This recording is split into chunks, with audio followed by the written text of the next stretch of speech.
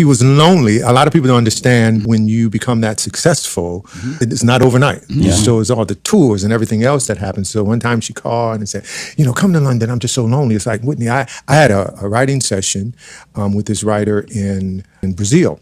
And so I said, Whitney, I got to be in Brazil. She said, well, just come for a couple of days. And then, long story short, I remember I flew to London, and she was a nighttime person. She was a vampire. I went talking to like 5 a.m. and then don't get up till 1 p.m.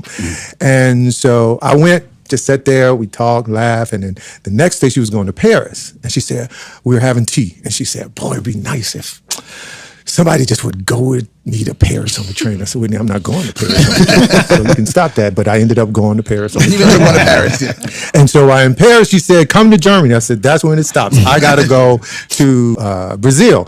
So I remember, and this was classic. And sometimes this brings me to tears because it was just those moments. And so she was late to the concert.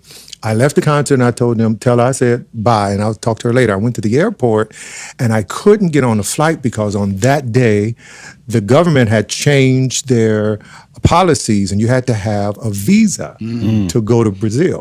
And I was that day. And I was like, you gotta be kidding. I was angry and I was like, oh. So I went back to the concert. She was on stage and she was good. She started singing How Will I Know? That was one of my favorite songs. And so the music was playing and I was down in the audience right near the stage on the left side and Whitney was on the right side and she started singing. She said, there's a boy. And she saw me. She said, I know. He's the one I dreamed of. Miss Joe Plain, Miss Joe Plain.